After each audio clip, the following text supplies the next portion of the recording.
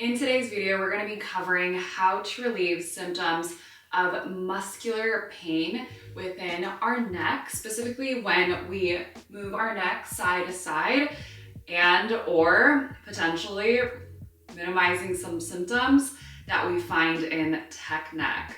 So although I may not be able to screen every single person that is in front of me watching this video today, I hope that these generalized movement patterns can help someone out there. And without further ado, we're gonna get right into it. And as always, I recommend first, always starting with PNF techniques, releasing techniques, and bringing blood flow back into the area. So we're gonna start with either roller balls or a foam roller, whichever tool you have. I'm gonna show both ways you can use it. But we're gonna start with either on the floor for the T-spine, or you can use the foam roller as well. But I'm gonna start first demonstrating the floor, and then we're gonna show some variations that you can do on the wall that gets a little bit deeper and sometimes a little bit better, especially for those of us who struggle with some neck tension. So we're gonna start, if you're on the floor with the foam roller, it's gonna look exactly the same with the roller balls, but bringing your hands interlaced, supporting the head and neck and spine. You can either keep your hips down all the way to the floor, or you can lift the hips up to feel a little bit more of an intensity. I wouldn't say it's extreme pressure, but more pressure than when your hips are down. But again, if you find that this is a quite sensitive area for you, or you've never done rolling before, I would highly recommend starting with your hips down and then hips up once you get used to it. But regardless, whenever you find a good position, we're just gonna hold it down. You can either just hold it in a static position. If you do have some movement in you, we're gonna go ahead and bring the elbows in towards your midline here, exhale, and then inhale to open through the chest, open through the lats here. And again, you wanna minimize this movement, right? We don't wanna do like a weird spinal crunch because this is gonna feel painful. So you wanna make sure your spine is as stable as you can possibly do with the movement if you're incorporating the movement. So not this, right? So keeping it stable right here. Or you can just, again, hold it in that bottom position. Or if you're doing it with the roller balls, there's some different variations you can hit as well for this one. You can bring your roller balls onto your shoulder blade area. Again, we never want to roll in your spine, right? That's very sensitive, so please do not roll on any bones. And we want to make sure we're targeting into the muscular areas. From here, again, same rules apply for the hips. If you find that bringing your hips down is not too much, you want to bring a little bit more hips up. So here you can just hold it down in static position, or you can flip your palms over. Inhale when your palm meets towards the hip level, and then exhaling to bring your arms all the way, kind of like when we do snow angels on the floor, and just moving through this motion if this feels better. But again, these are the two variations on the floor.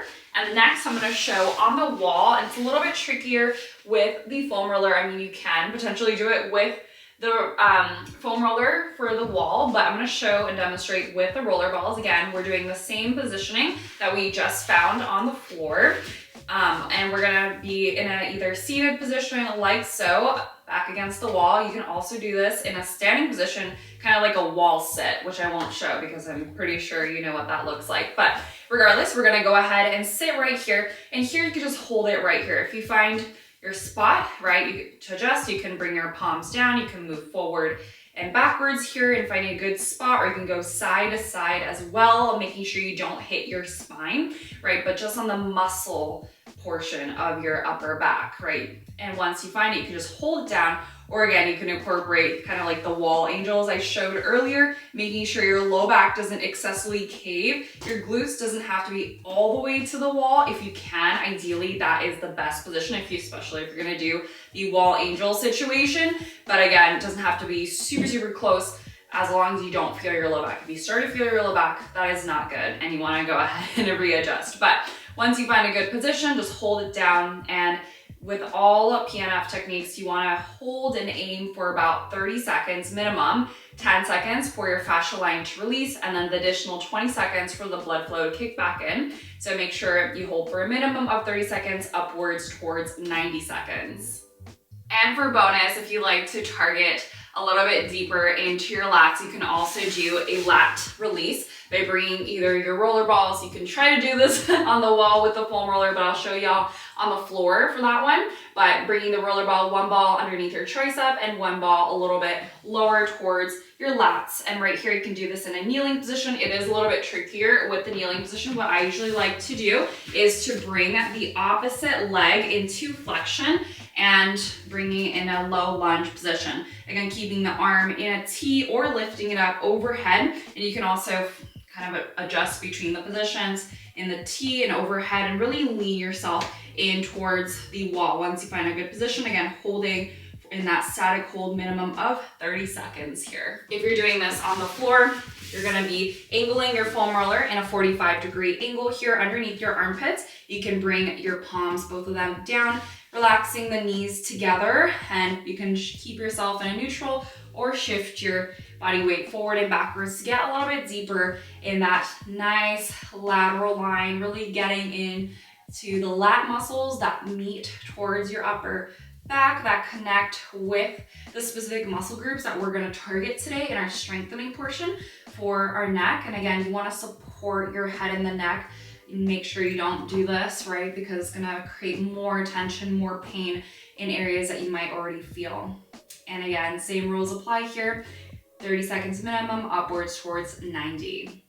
A lot of the times when we're in this posture, when a lot of people form tech neck and postural issues, is because, again, this is our natural form and people are programmed to now be in this stance.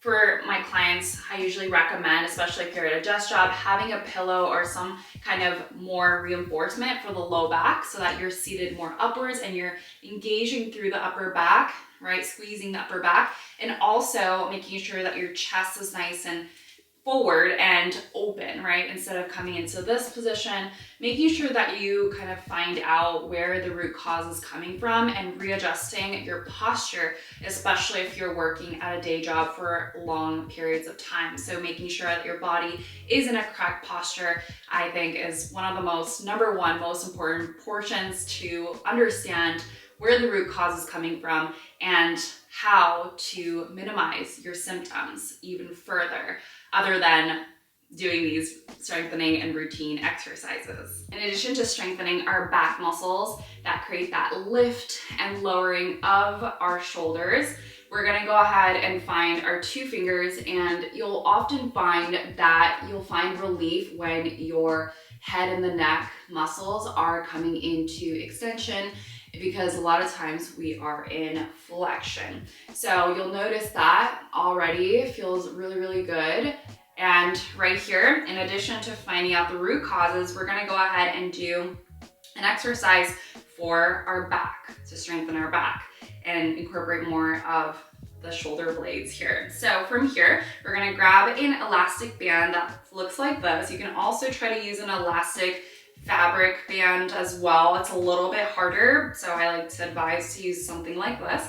But once you find a nice band, we're gonna go ahead and open the band out to the side, really engaging your shoulder blades together. So I oftentimes like to do, you can also do this body weight if you've never done something like this before, and you can go ahead and bring your shoulder blades together. Imagine you have $1 million bill in between your shoulder blades here, squeeze together, and then pull them apart. Squeeze them together and then pull them apart. So finding that nice engagement and then doing that same motion that you find with the band here. So once you find that nice engagement, you feel your shoulder blades and your upper back muscles really, really working, we're gonna go ahead and add your neck twist. So with the band open, exhale here, slide it in the elbow, we're gonna twist the neck to one side. Hold for a second, bring it back, inhale, relieve some of the tension of the band, rest for a second, and then again, exhaling, twist the neck to the opposite side, keeping the band out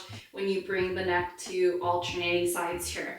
Alternate sides until you find a good, nice 8 reps to start, and then working your way up towards 10 reps, and again, repeating the cycle for up to 3 times. But if, again, 1 time is already a lot, then just sticking to once and then working your way up as you get used to these exercises. The next position, we're gonna keep your band out to the side. Exhale here in the starting position, and then inhale to rise the arm up towards the sky. Slight bend in the elbows here. Squeeze your shoulder blades together at the top, and then again, bring the band out in front of your chest. Same position here. Keep the band out to the side the whole time, and coming to as much as you can without bringing your neck excessively forward or excessively back. So really focusing on squeezing your upper back, squeezing your core as you bring your band up and over towards your chest and above your head. Laying down onto the floor on your belly, we're gonna go ahead and bring your palms down onto the floor, relaxing your hips and your legs here. Hips are nice and heavy. From here, we're gonna lift your upper body off the floor here, and we're gonna go ahead and engage your shoulder blades. Again, like I mentioned earlier, squeeze your $1 million bills together in the center, and then relaxing down, hover your arms off the floor. Inhale here, keeping your neck nice and neutral, just looking one hand's distance away directly from your eye level here, and then exhaling to bring your shoulder blades, squeeze that $1 million bill at the top. Inhale down, and exhale, squeeze. Nice work. If you also have a TRX at home or have it at your gym, make sure to utilize tools like this to enhance in the shoulder blades and the mid back. So we're gonna go ahead and take our strap into our longest strap length. Again, when you stand up, it should be shin level against yourself when we adjust it. But if it's already in that perfect position for your body, we're gonna go ahead and hold onto the foot cradles, which are the longer portion of our TRX, and we're gonna go ahead and come onto your belly, kind of like when we do a cobra pose in yoga. And we're gonna go ahead and keep the hips heavy here, slight bend into the elbows here, relax your shoulders away from those ears, and we're gonna exhaling to lift your belly off the floor. And instead of bringing your shoulders up, right, we're not doing this number, we're bringing your shoulders down and behind you, keeping your elbows bent here. So again, inhale to slowly lower down. To make it harder, you can keep your chest lifted off the floor the whole time, and then exhaling to bring your shoulder blades to squeeze at the top. Again, keeping your hips nice and heavy here, and keeping your spine neutral by just looking one hand's distance towards your hands. So do not look upwards, right? Do not look totally down. Keep it nice and neutral right here. Look at your hands. And right here, we are working in the stability of our mid back, but also engaging in through your shoulder blades. And if you do not have a TRX or a suspension training system, you can do something very, very similar, doing a cobra push-up position. So bringing your elbows close to you. Again, shoulders away from those ears, hips are heavy. Exhaling to press into your palms here, slight bend in the elbows, and then inhale to recline down. Again, make it harder by keeping your chest off the floor the whole time. And exhaling to lift up, squeeze your shoulder blades inwards rather than upwards. The next exercise is keeping the theme of the shrugs. So bringing your shoulder blades together. You can do this either with a kneeling position with your toes lifted for a little bit more of an engagement. If you want to make it less intense, you can connect your knees and toes down onto the floor. But regardless of what you do, you're going to go ahead and squeeze the shoulder blades together into the back. Again, minimizing the head moving first. So keeping a neutral neck position, tucking your chin in toward your chest. And then we're going to expand away the shoulder blades when your arms lift up. Inhale down, bringing your elbows slightly bent. Squeeze your shoulder blades here, and then bring yourself again into extension for the arms and the back. Just keeping that core nice and engaged here. You also want to minimize this movement, right? Your hips like this while moving here. Keeping, it's like a plank position, right? Keeping everything nice and neutral, just moving through the upper back right here. And for the harder version, it's going to be in the plank. Inhale down. Exhale to spread your shoulder blades apart here. Notice that my hips are not moving like this, and also my neck is not like this, right? Keeping everything nice and tight. But again, this movement is probably the most challenging movement out of all of them. So reminder to take your time with these. And thank you so much for watching, and I hope that these exercises are helpful.